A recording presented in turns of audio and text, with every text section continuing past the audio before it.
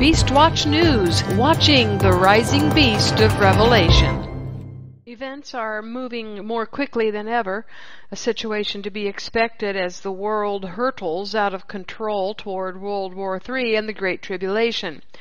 While most of the Western nations' citizens wrestle with their everyday lives, they do not see the trouble that is coming.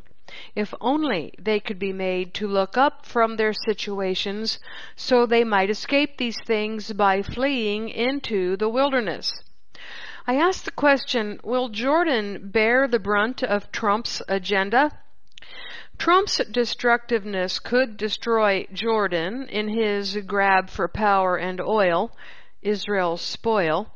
Last week I said that if Trump wants Jordan's cooperation with his coming peace deal, the U.S. will have to belly up to that bar and provide funds for Jordan.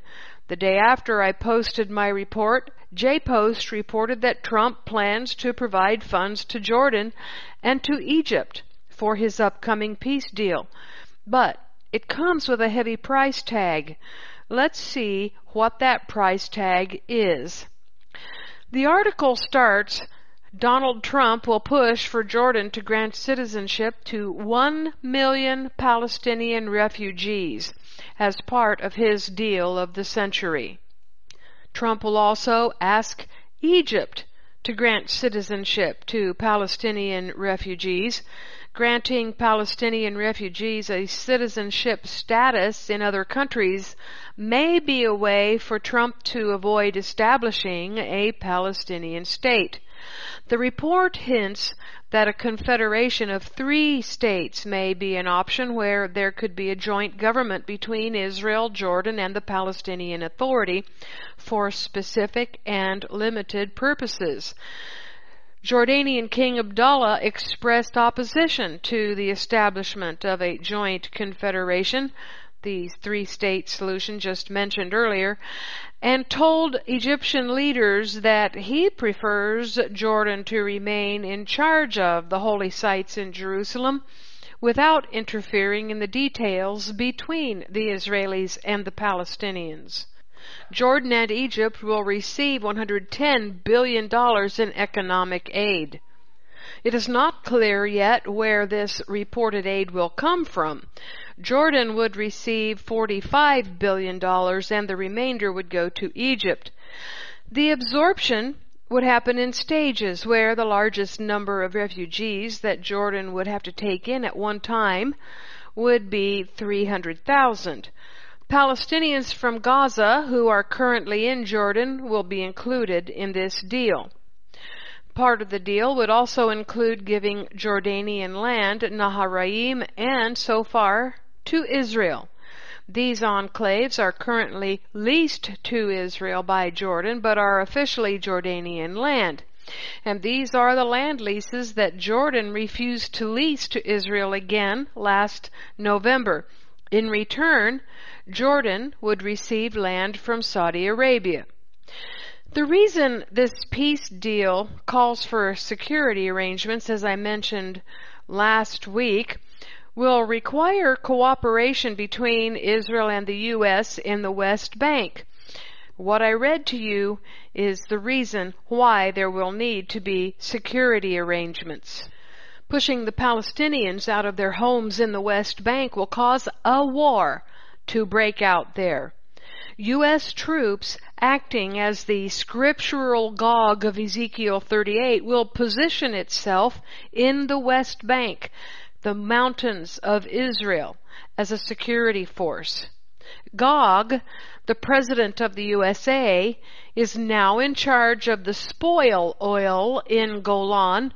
In return, Trump is giving Golan to the Jews to the tune of 100,000 Jewish migrants to settle there, which will push the Druze out of Golan. And he plans to give the West Bank to the Jews as well. Well, the world will rise up against this. Iran and Russia, the Shiite 4+1 coalition, also known as the King of the North, Daniel 11:40-45, will not see this favorably. Many of the Arab states will not either, but Trump will buy them off with various bribes, promises of money, land swaps, and other favors for their continued support of his and Israel's new policies.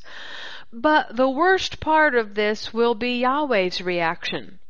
The state of Israel has defied Yahweh's specific instructions for the Jubilee years. This will be one of the reasons for the state of Israel's destruction in the end of days. There will be a modern repeat exile for the house of Judah Jews because of the Jubilee and Shemitah year violations, just as there were in Chronicles 36:20-21, 2 Kings 19:29, Jeremiah 34 verses 8-10, and elsewhere in Scripture. This is the reason they were sent into Babylonian exile. In the years 2016 to 2018, the state of Israel celebrated a Jewish Jubilee. The problem is that biblical Israel is not only Jewish, house of Judah. The state of Israel is not biblical Israel either. Biblical Israel also belongs to the house of Israel, which was restored by Yeshua, but who the Jews deny part of the Abrahamic covenant, even though the spiritually reborn swear fealty to the God of Abraham, Isaac, and Jacob, our Father. They deny us because they deny that Yeshua came to restore us to his covenant with us through Abraham. They deny him because they don't want us back in the covenant. To that end, and because their Talmud supersedes the plain and simple instructions of the Torah, the Jews are not willing to follow the Torah's edicts regarding the Jubilee, which provides for the complete restoration of all tribes in the land. The house of Judah Jews are planning to confiscate all of Yahweh's land for themselves without restoring all of Yahweh's people, and in doing so, they will bring destruction on the political UN-created state of Israel. Now, that is as it must be, since the state of Israel is not biblical Israel. Thus, Trump and Netanyahu continue on this path that will set up the Gog-Magog war and the attack by the King of the North, Iran. Politicians and news pundits view this situation as diplomatic in nature without understanding the causes. Scripture, however, shows us the cause of the events which go back 4,000 years. Men and women who do not understand that today's events began thousands of years ago miss the significance of what they see, can't find a solution, and don't know what the outcome will be. It is only when we understand how every little situation from way back then affects us today that we can understand what is happening, know what the solution will be, and the outcome of it all. This in itself will help us get through this ordeal without all the stress and anxiety. The fact of the matter is that Yahweh's land of Israel does not belong to any of us. It is our inheritance, yes, but the land belongs to the Father. We get to live on the land and have our piece of it, but it is and always will be His.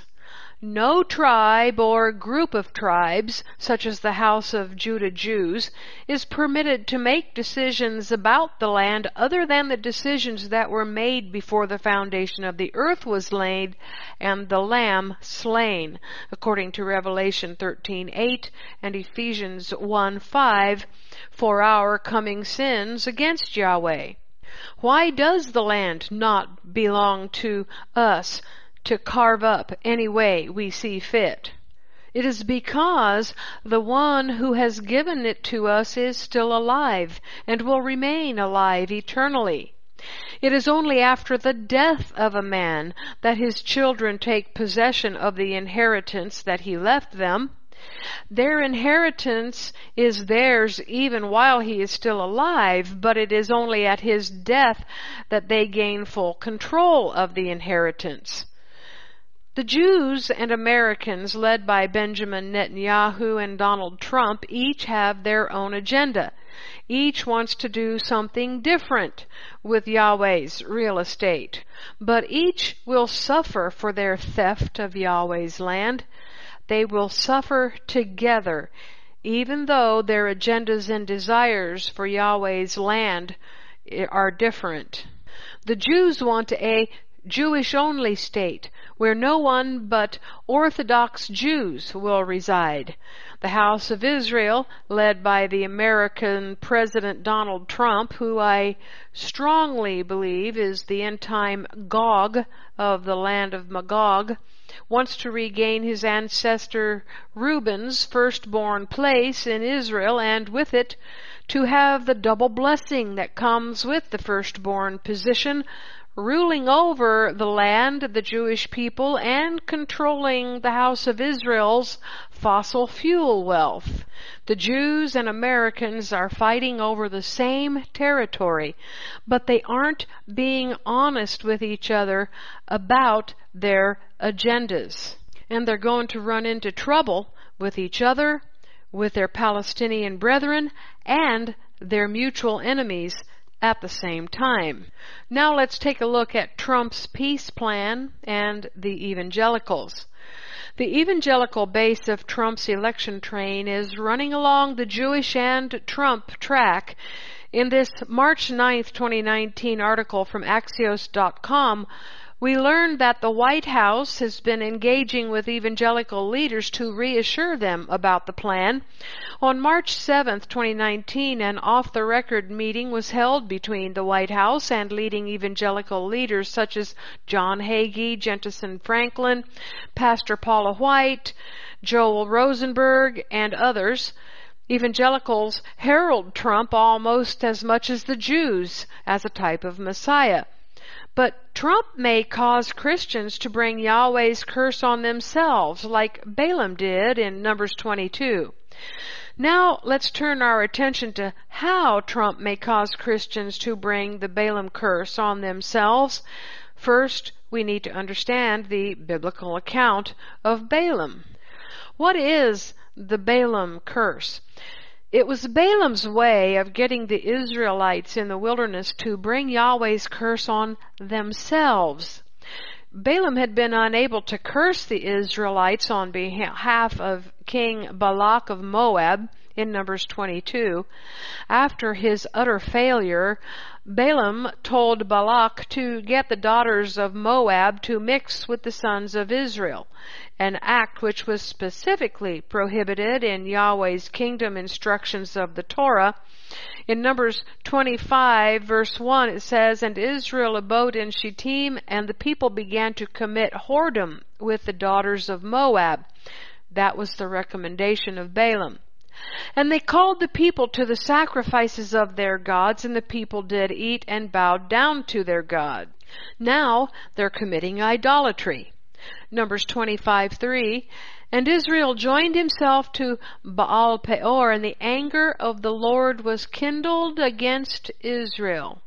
So this happened because Balaam suggested it to Balak. This also resulted in Phinehas, Aaron's grandson, who was in line for the high priesthood, to kill Zimri and Cosbi in the tent of meeting in Numbers 25:14. So Israelites cursed themselves by disobeying their king's express commandments. One of these commandments is that Israelites are not allowed to mess with his land.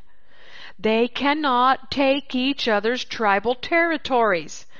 Moving boundary markers, Deuteronomy 19:14. "And they are not to make treaties or covenants with other nations," Exodus 34:12, on behalf of Yahweh. "And they are not to use his land for bartering," land swaps. Aside from the fact that Christians understand Israel should not be divided, they are still helping President Donald Trump with his plan.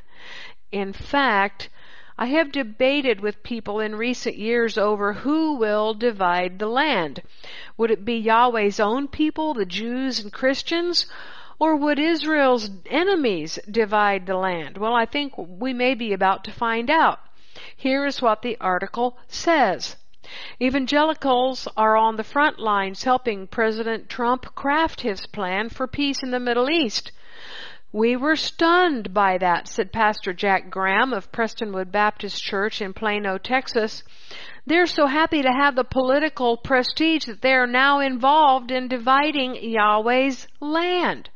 And Pastor Graham was surprised when the White House decided to court faith leaders for input on its Israeli-Palestinian peace deal. We talked about it, of course, the sovereignty of Israel, that is very important for Christians, Bible-believing Christians, that Israel has a right to exist and Jerusalem as its capital, said Graham. And Graham told that to Secretary of State Mike Pompeo, along with the president's son-in-law, Jared Kushner, adding that the security of Israel needs to be in the proposal, making sure that Israel is safe. As long as people keep throwing bombs at Israel, it's going to be difficult to have peace, Graham said. Everybody understands that, but at the same time, we talked about partnerships with Arab countries and governments that could be partners, and economic development will be a part of the plan.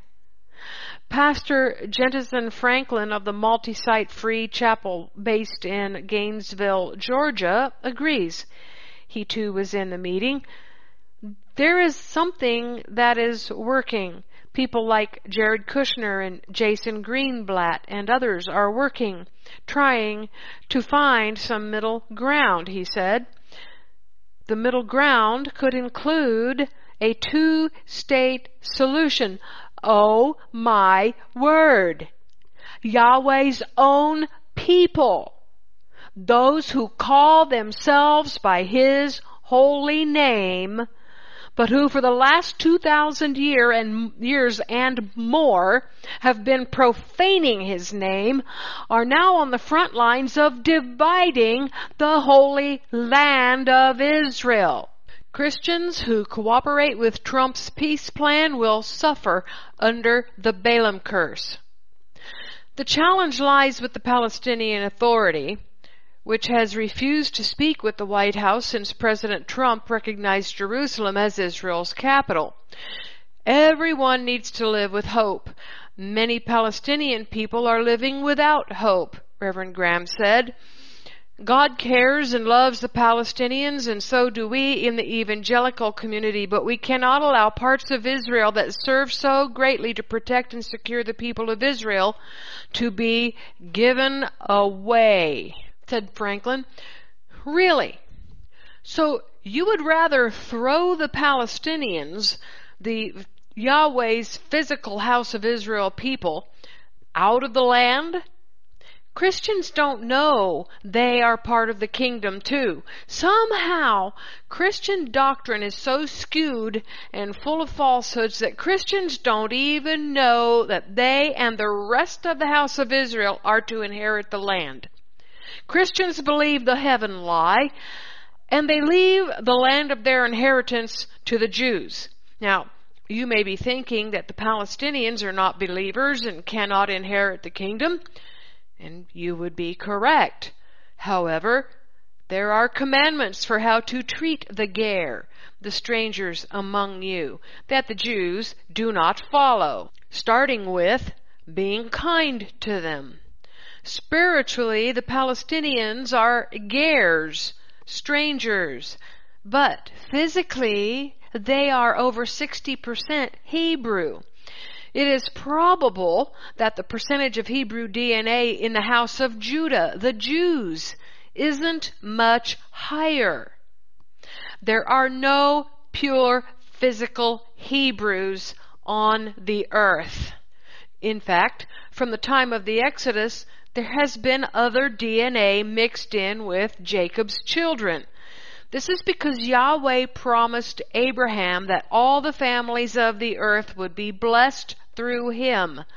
At the end of the age, which is where we are now, Yahweh has not kept his promise if every earthly family doesn't have Hebrew DNA. But how many are Israelites, spiritual Jacob, that has been born again? How many Jews do you think are born again? Yeshua's gospel message is as much for the Jews as everyone else. Almost no Jews anywhere on earth are born again except Messianic Jews, but Messianics are the least sect of Judaism. So, in the political UN-created state of Israel, most of the Jews are not born again either. So why do they deserve the land more than the Palestinians? Let's not castigate the Hebrew Palestinians for not being born again. Both houses need to be born again through Yeshua. But before that can happen, the two houses need to stop what they are doing to each other. The Jews need to recognize the right of the physical house of Israel descendants to have their share in the physical land inheritance, and the Palestinians need to stop trying to destroy the physical house of Judah. You know, in the time immediately following the Gog-Magog war, Yahweh will pour his Spirit on both houses, and that is when they will all be born again. But there is a judgment coming for those who reject the Torah and refuse to drop this unholy 2,900-year-old civil war. Neither side is right with Yahweh. Neither side is righteous. The Jews would rather disobey the Jubilee of Restoration and push the physical descendants of Israel into Jordan and Egypt, so that the 4 tribes of the house of Judah can have it all. By helping Trump, these Christians are rejecting their own heritage. They're not calling for the tribes to be restored. In essence, they are telling their Elohim they don't want his gift. Well, let me tell you what happens in the worldly world of kings when a king decides to bestow a piece of land to, say, a favorite person at court. If that recipient should say the least negative words about the land parcel or should reject the gift in any way, that person would be put out of court at the very least, or even be executed for treason against the king. This is what happens in the world, folks. What do you think Yahweh wants to do to the people who call themselves by his name, but they reject his kingdom by rejecting the laws of his kingdom, and they reject his land too? Christians want none of their allotted land inheritance, while the Jews want all of it. Both are in breach of the Torah and are rebellious. And this situation puts Yahweh to shame. According to this article, Joel Rosenberg is a personal friend of Mike Pence and Mike Pompeo, and he told the other evangelical leaders that President Abbas would never make a deal, so there is no need to be worried that Jerusalem is going to be sacrificed. And now I want to go down a little rabbi trail here. I go down a little trivial but interesting rabbi trail for a moment. The 2 Mikes in the White House are interesting to me for just one reason: their name. The name Michael means like Elohim or like God. Mikael, Elohim, like El, Mikael. Don't you find it interesting, like me, that these 2 men are acting like God in the White House? Which God are they being like? Donald Trump, who is usurping our Elohim's authority over Israel? Okay, I just had to throw that in. Now back to the Raw Story article. Indeed, support from the Palestinians did not seem important to the White House, according to rawstory.com. And Jason Greenblatt, the U.S. envoy and former Trump Organization real estate lawyer, repeatedly slammed the Palestinian Authority following the meeting. Rosenberg also said we need to allow the president freedom of movement and latitude to present a plan that would allow those Arab states, which are more willing than ever to make peace with Israel, to move forward. We need to give the Arab states the ability to support this. If the Saudis, the Egyptians, and others can say that this plan is credible, it will open the door for, after the Palestinians say no, to talk about how to move forward with Israel, Rosenberg reportedly said. Trump has the evangelicals so hoodwinked that they're becoming more and more willing to not only let him do what he wants to Israel, but they are blatantly supporting him in it against the commandment of Scripture. To continue with rawstory.com, one by one, the Trump administration has piled humiliations on the Palestinians, according to Foreign Policy magazine in February. It was at Kushner's urging, according to sources, that Trump announced he was moving the U.S. Embassy from Tel Aviv to Jerusalem, thus in one blow deciding an issue that a previous generation of American negotiators had delicately left to final talks. Kushner also pushed for ending the formal U.S. relationship with the Palestinian Liberation Organization, denying a right of return for Palestinians to Israel, and defunding Palestinian refugees. The magazine noted Kushner's main goal appears to be breaking the hopes of Palestinians for anything resembling a fully sovereign state of their own, and to force them to settle for economic benefits, according to Middle East experts who have been consulted on the Kushner approach or who have studied it. So far, however, Kushner's efforts have led only to Palestinian outrage and his own embarrassment, especially after the Arab ally he was most successful in cultivating in his efforts to gain recognition of Israel, Saudi Crown Prince Mohammed bin Salman, was implicated in the murder of a Washington Post journalist and became an international pariah. The Palestinian response has been to refuse to engage with Washington at all, according to Foreign Policy. It is my belief that Trump always had the intention of removing the Palestinians from Israel.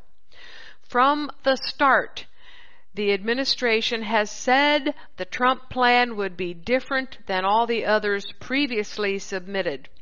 Trump, though, would have preferred the Palestinians to do just what they are told, to pack up and leave their homes. But hey, with or without their cooperation, Trump plans to cast them out of the land, and he is happy to do so at the sharp point of the sword. Stay tuned. I'll be right back after these messages. Thank you for listening to the Jerusalem Report on Beast Watch News. Full news coverage with a Hebraic perspective of the headlines fulfilling Bible prophecy. Remember to financially and prayerfully support Beast Watch News for keeping you up to date. Send your donation to Beast Watch News today. It takes money to operate this ministry, and your help is much appreciated. And here's a little interesting tidbit. Ezekiel 38:8. After many days you shall be visited.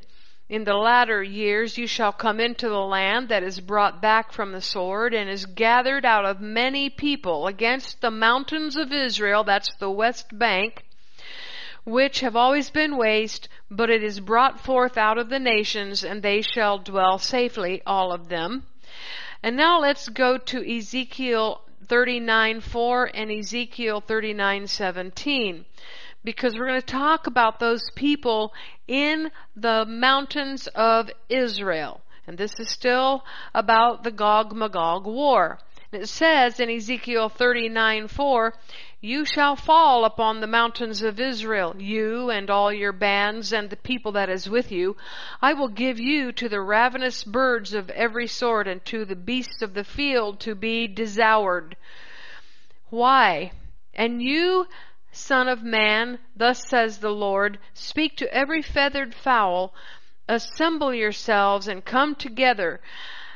Gather yourselves on every side to do my sacrifice for you, that a great sacrifice upon the mountains of Israel, that you may eat flesh and drink blood." Gog will fight in the mountains of Israel, also known as Samaria, also known as the West Bank.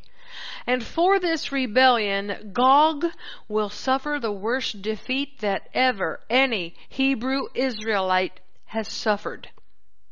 The mountains of Israel are called mountains of Israel because they belong to the house of Israel. In the days of Joshua, long before the split in the kingdom, this territory called the mountains of Israel were Ephraimite and other northern Israelite tribal areas. This area never belonged to the tribe of Judah. It didn't belong to Simeon or Benjamin either. According to Wikipedia, as recorded in the book of Joshua, the territory allocated to the tribe of Ephraim was at the center of Canaan, west of the Jordan, south of the territory of Manasseh, and north of the tribe of Benjamin. The region later called Samaria, as distinguished from Judea or Galilee, consisted mostly of Ephraim's territory. The area was mountainous, giving it protection, and also highly fertile, giving it prosperity. Joshua 11:21 says, "And at that time came Joshua and cut off the Anakims from the mountains, from Hebron, from Debir, from Anab, and from all the mountains of Judah, and from the mountains of Israel. Joshua destroyed them utterly with their cities." Joshua was the leader of the tribe of Ephraim. In fact, Joshua led all the Israelites, all 12 tribes, during his lifetime. The capital area was in the mountains of Israel, which became known as Samaria, then the West Bank. The Jews have coveted Ephraim's territory for thousands of years, and now Netanyahu has made an election promise that he will annex the Ephraimite West Bank settlement territory if he is re-elected. Netanyahu told Channel 13 he had communicated to U.S. President Donald Trump that he would not evacuate a single Israeli from Judea and Samaria as part of a forthcoming deal of the century Mideast peace plan, which Trump is expected to release in May following Israel's April elections. Now, this last statement makes it sound like Netanyahu is standing up to Trump when, in fact, they are colluding. But Netanyahu needed to present himself as a brave and strong leader for the electorate. And I believe Netanyahu already knows what is in Trump's plan, and there is nothing in there about moving Israelis out of their settlements. So that was a moot and unnecessary statement on Netanyahu's part. Those who will be moved will be the Palestinians. At the time of this recording, the election is too close to call, but close or not, the result will only be known weeks from now, when either Netanyahu or Gantz show which one is able to form the next government.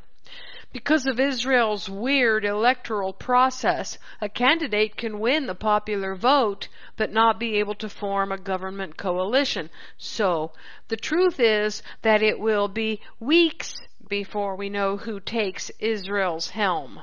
Now, let's talk about this peace plan a little bit. Is it going to be 1, 2, or 3 states? Well, Israel Unwired says Netanyahu's announcement is a move away from the 2-state solution. This announcement is huge, moving the goalpost away from the two-state solution that never even had a chance to the actual sole solution of living peacefully with our Arab Muslim neighbors by Israel applying sovereignty in all our ancestral homeland, Judea and Samaria, where most of the biblical stories actually took place. Well, let me tell you that Yahweh will not see Trump's solution as moving away from the two-state solution, the dividing of the land, but merely as another form of it, a form that is worse than the one Obama planned for Israel. Moving Abraham's physical descendants out of Israel presents Yahweh with no other option than unleashing the full force of the Great Tribulation to reestablish His own sovereignty in His own land, which His own people deny in His own land. Dividing Yahweh's land by one means or another is still to divide His land, and He won't allow it. Here is more from Israel Unwired. Under the Palestinian Authority and Hamas, non-Muslims are persecuted. Forget about apartheid. Non-Muslims are persecuted. Don't get us started about the other Muslim countries in the Middle East, says this article. Israel is the only country with freedom and equality for all, and those Arabs in Judea and Samaria who would live under Israeli control would enjoy more freedom and equality than they do under their own Palestinian Authority and Hamas leadership. Oh my! Either this author has not heard what has happened to the Palestinians since the Jewish state bill took effect, or he has his head somewhere that it shouldn't be. The truth is different than this Israeli media outlet says.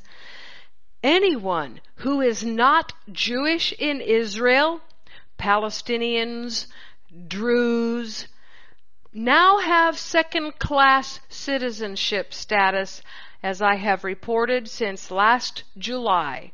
And this Fox News headline from April 3rd, 2019 says it all.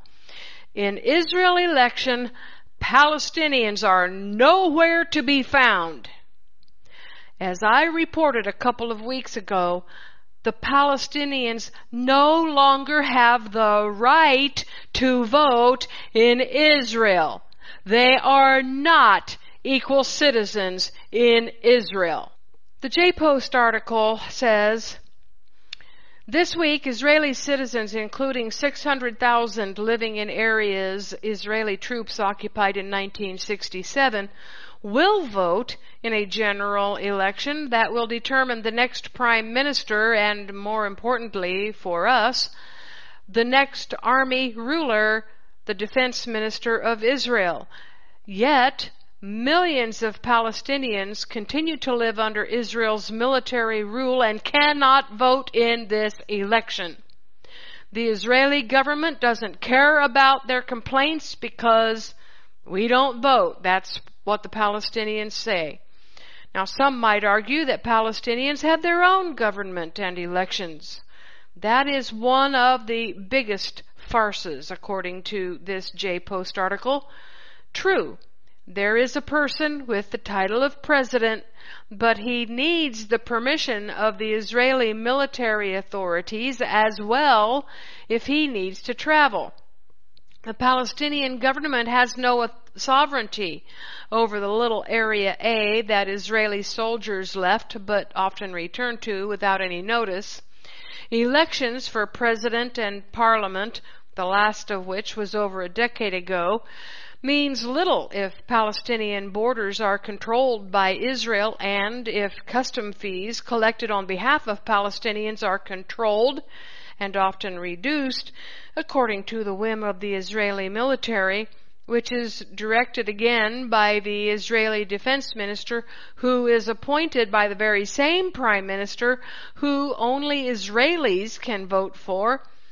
Palestinians will watch the upcoming elections with anger and frustration. The hopes that were inspired by the Arafat-Rabin handshake on the White House lawn in 1993 have long disappeared, and the future of an independent state has gone with it. Israelis will most likely elect a leader who is tougher in his controlling policies against the 4 million Palestinians. And let's not forget that the Palestinians, called Arabs, have political parties in Israel, in the Knesset, for whom their Palestinian constituency cannot vote. It is frustrating that Israeli news outlets continue to spout lies to the American and Western publics that they target. American Jews know better, and almost 2/3 of them are unhappy with both Netanyahu and Trump. The Palestinian Authority, though, is preparing to change hands. Palestinian Authority Prime Minister designate Mohammed Shtayyeh will announce the makeup of his new government in the coming days, according to Palestinian officials on Monday. Shtayyeh has until April 14th to form a new government that is expected to exclude all supporters of Hamas, longtime rival to the Fatah movement of both Shtayyeh and the PA President Mahmoud Abbas. Abbas on March 10th charged Shtayyeh with forming the new government, replacing Rami Hamdallah's technocratic administration, which had the nominal backing of Hamas. I've been telling you that the U.S. will make a deal with Hamas to give them what they already have, Gaza, in the upcoming peace deal. As for Mahmoud Abbas, he is likely too old and sick to handle what he knows is coming, civil war in Israel. This war, though, will include the Palestinians' own brothers from America and other Western nations who Trump encourages to join in the peacekeeping effort while Palestinians are kicked off their land. Ezekiel tells us this, that the Gog-Magog war is a war between brothers. Ezekiel 38:21. And I will call for a sword against him throughout all my mountains. So, Gog is going to be stationed in the mountains, not in the Negev desert where the U.S. permanent military base is located. No, they're going to be in the mountains, says the Lord God in verse 21. And he says, every man's sword shall be against his brother. This is another tragedy, that Trump and his evangelical friends don't even know that they are in the same physical family of Jacob and will end up fighting each other. Well, there's a bit of poetic justice for you.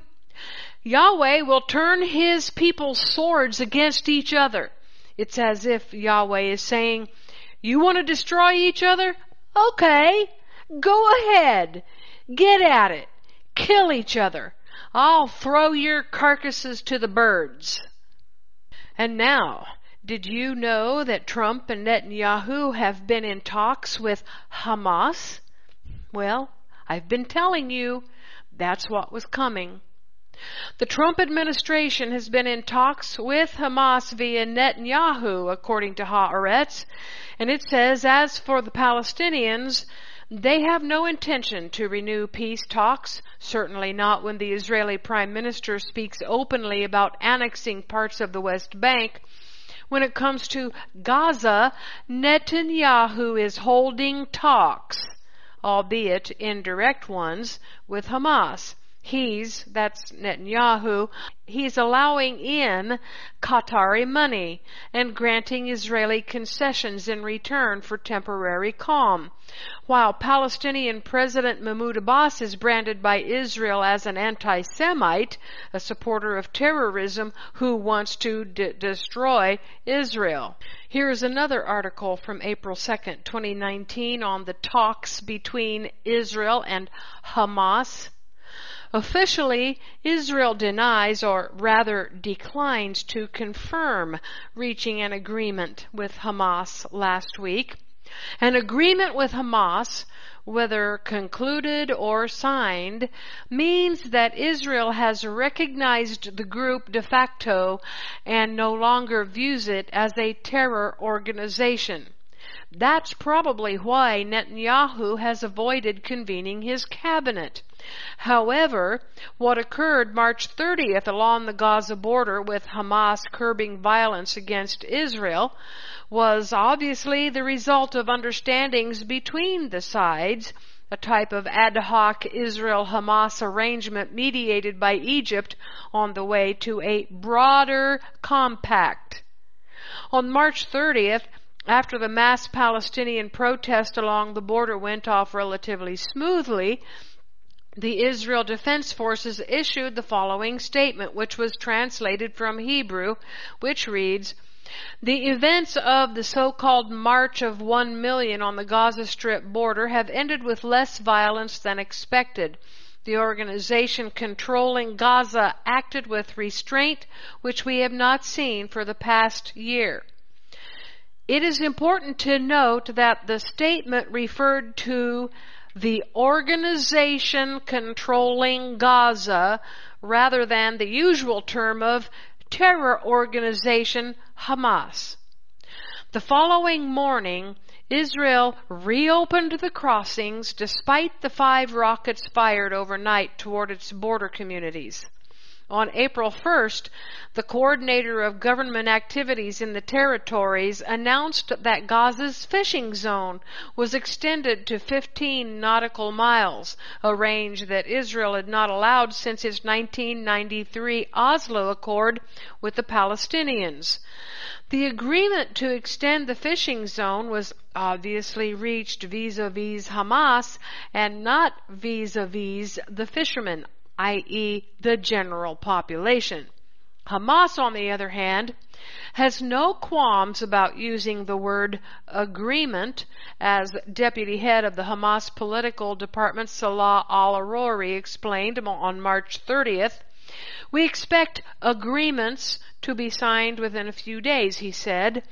Obviously aware of the significance of an agreement with the enemy that Hamas refuses to recognize, Arori added. "This is not a peace agreement with Israel and has no connection to diplomacy. We are interested in ceasing the fighting in exchange for Israel lifting the siege.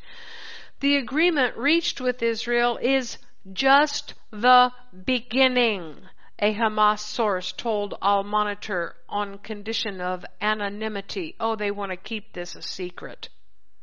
Asked by Al-Monitor whether the agreement, which includes a Hamas commitment to cease all armed action or violent popular activity against Israel, means it had given up jihad and was recognizing Israel's existence, the source answered, "The Hamas leadership has said repeatedly, we do not recognize Israel as long as we have not been given our rights." Nonetheless, his words are clear.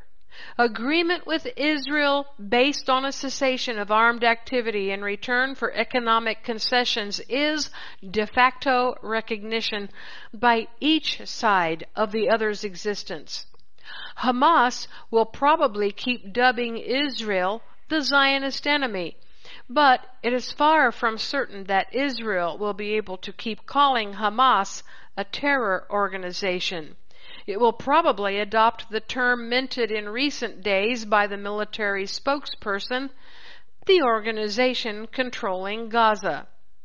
Even as Israel engages in agreements and understandings with Hamas, Netanyahu treats his security cooperation partner in the West Bank as a terror organization. Netanyahu insists at every opportunity that Abbas supports terrorism and incites his people to terrorist activity. His divide and conquer method in regard to Gaza and the West Bank is designed to enable Israel to evade any deal with the PA, which would, by its very nature, entail territorial and diplomatic concessions that Netanyahu cannot or does not want to deliver.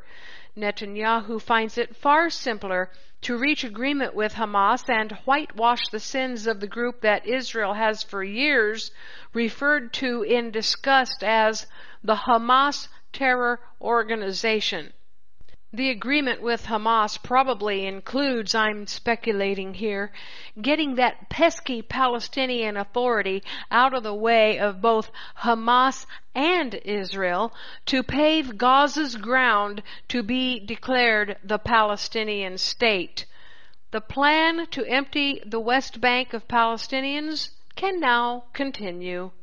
The plan to move 1 million Palestinians from the West Bank to Jordan, this is the number given by Israel National News, Arutz Sheva, will be the cause of the Gog-Magog war, but it could also pave the way for Gaza to continue as its own nation, a nation led by Hamas.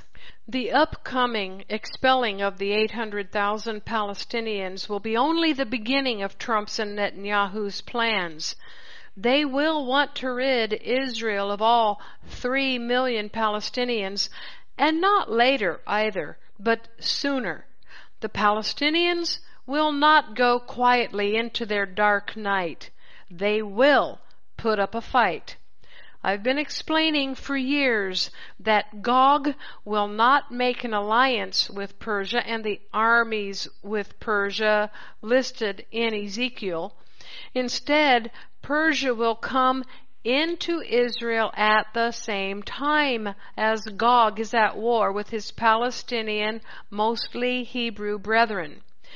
When Ezekiel says that the Persian enters Israel with Gog, it does not mean as allies. It means simply simultaneously. Keep watching, keep praying, and get out of Babylon as soon as you can. That's it for this Beastwatch News Update. This is Kimberly Rogers Brown signing off. Click over to BeastWatchNews.com for full comprehensive coverage of all the headlines fulfilling end of days Bible prophecy.